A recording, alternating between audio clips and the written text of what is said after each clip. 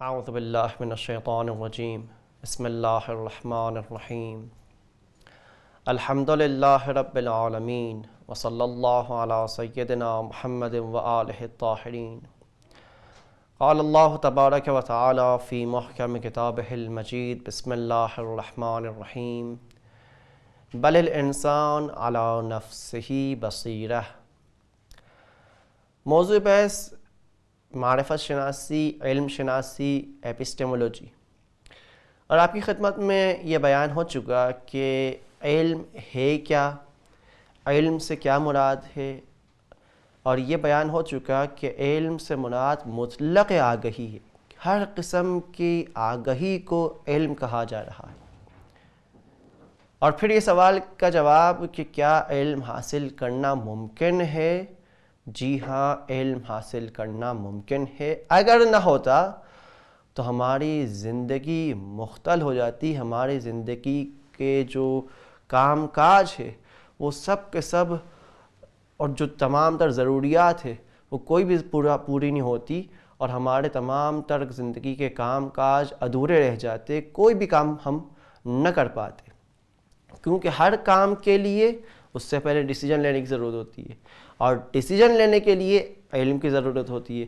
اگر علم نہ ہو تو نہ ڈیسیجن لے پائیں گے، اور نہ ہی کوئی کام کر پائیں گے، اور نہ ہی ہر قسم کی ضرورت کو اپنی زندگی میں، کسی قسم کی ضرورت کو اپنی زندگی میں پورا کر پائیں گے۔ لیکن جب ہم نے جان لیا کہ علم حاصل کرنا ممکن ہے، علم کی ویلیو کے بارے میں پھر گفتگو کی گئی کہ وہ علم ویلیویبل ہوتا ہے ایپسٹیمولوجی میں کہ جو حقیقت اور واقعیت کو دکھلائے۔ جو علم جتنا واقعیت کو دکھلائے گا اتنا ہی زیادہ قابل اعتماد اور قابل بھروسہ ہے۔ آئیے آج آپ کی خدمت میں علم کی ایک انتہائی اہم تقسیم بندی پیش کرتے ہیں۔ ویسے تو علم مختلف جہازوں سے اس کی تقسیم بندی کی جا سکتی ہے، لیکن علم کی ایک اہم ترین تقسیم بندی ہے، اور وہ تقسیم بندی ہے علم کی حصولی اور حضوری علم کی طرف۔ علم کی دو قسمیں ہیں۔ پہلی قسم ہے حصولی علم، جسے ایکوائرڈ نالج بھی کہا جاتا ہے، اور دوسری قسم ہے حضوری نالج، جسے انٹیوٹیو نالج بھی کہا جاتا ہے۔ حصولی علم سے مراد کیا ہے؟ ہم حصولی علم سے کیا کہنا چاہ رہے ہیں؟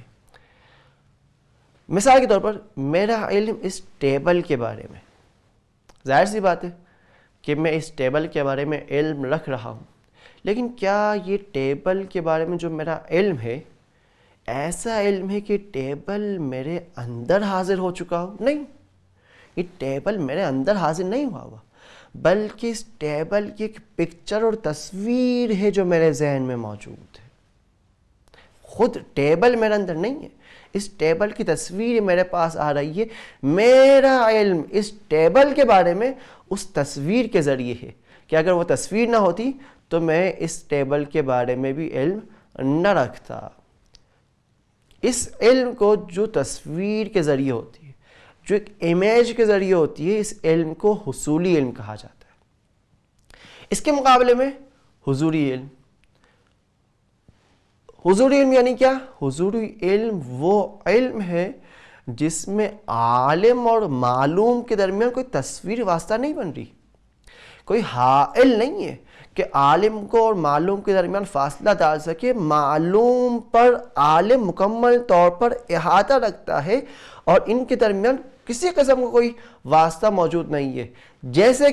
جیسے کہ میرا علم اپنے بارے میں اپنے بارے میں علم رکھتا ہوں کہ میں ہوں، یا میرا علم میری حالات اور کیفیات کے بارے میں کہ میں ابھی بھوکا ہوں، پیاسا ہوں، خوش ہوں، ناراض ہوں، غمگین ہوں، مختلف قسم کی حالات، مختلف قسم کی کیفیات جو میں اپنے اندر پا رہا ہوتا ہوں، اس میں کسی قسم کا کوئی واسطہ نہیں لگ رہا کہ کوئی تصویر پہلے آئے، امیج آئے کہ میں ہوں، اس میں کی پہلے امیج آئے تو پھر میں مانوں گا کہ ہاں میں ہوں۔ نہیں، میں اپنے ہونے کو پا رہا ہوں، اپنی بھوک اور پیاس اور غم اور خوشی اور ناراضگی اور درد کو، ان تمام تر حالات اور کیفیات کو اپنے اندر پا رہا ہوں۔ اس کے لیے مجھے الگ سے کسی واسطے، امیج یا پکچر کی ضرورت نہیں ہے، لیکن مجھے جو باہر کی چیزیں ان کے بارے میں اگر جاننا ہو، ان کے بارے میں علم حاصل کرنا ہو، تو کیونکہ وہ ڈائریکٹلی میرے اندر حاضر نہیں ہو سکتی، لہٰذا میں ان کے بارے میں علم حاصل کرتا ہوں امیج کے ذریعے، تصویر کے ذریعے۔ اس علم کو جس میں ہم کسی امیج کے ذریعے علم حاصل کر رہے ہوتے ہیں، اسے کہا جاتا ہے حصولی علم۔ اور وہ علم جہاں پر کوئی بھی چیز واسطہ نہیں بنتی، اس علم کو کہا جاتا ہے حضوری علم۔ ہم اس خوشی اور پیاس اور بھوک اور پیاس کو اپنے اندر پا رہے ہوتے، لیکن یہ ہماری کیفیات ہے۔ لیکن کیا دوسروں کی کیفیات، دوسروں کے اندر جو خوشی ہے، غم ہے، بھوک ہے، پیاس ہے، کیا میں ان کو بھی پا رہا ہوتا ہوں؟ نہیں۔ ان کی خوشی، ان کا غم ان کے پاس ہے، میری خوشی، میرا غم میرے پاس ہے۔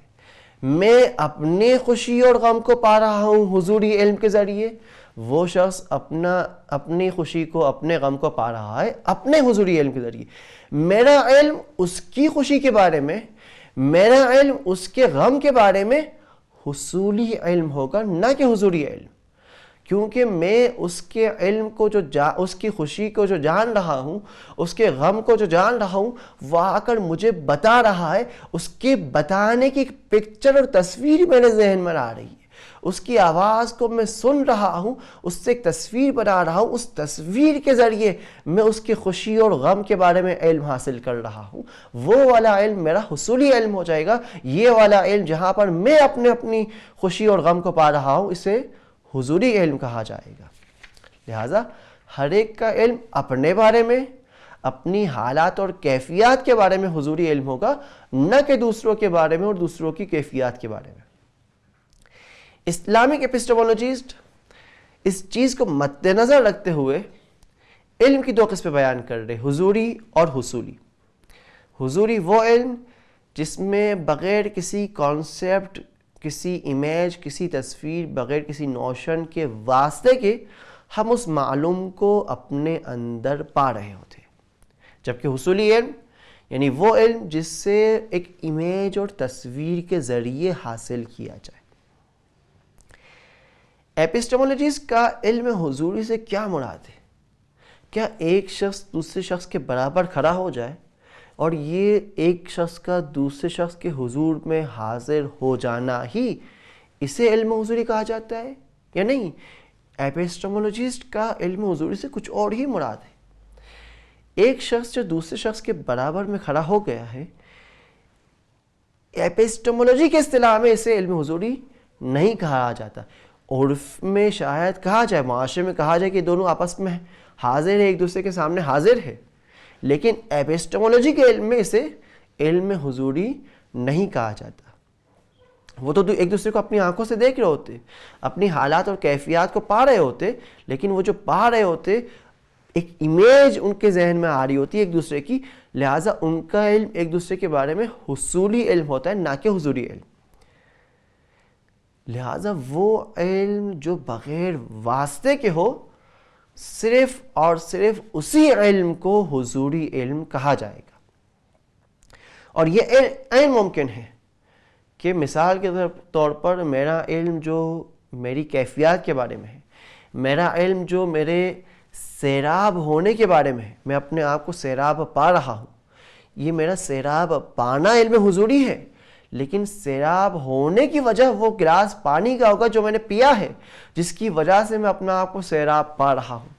ہو سکتا ہے علم حضوری کریٹ ہونے کی وجہ باہر سے ہو، کوئی اور چیز وجہ بن رہی ہو اس علم کے کریٹ ہونے کے، لیکن وہ علم جب کریٹ ہو گیا، میں اس علم کو بغیر کسی واسطے کے اپنے اندر پا رہا ہوتا ہوں۔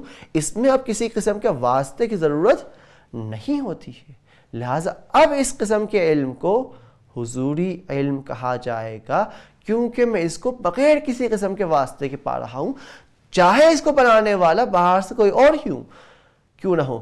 اس پانی کے گلاس کے ذریعے ہی کیوں نہ میں اس چیز کے بارے میں علم رکھتا ہوں، لہٰذا میرا علم اس حوالے سے حضوری علم کہلائے گا۔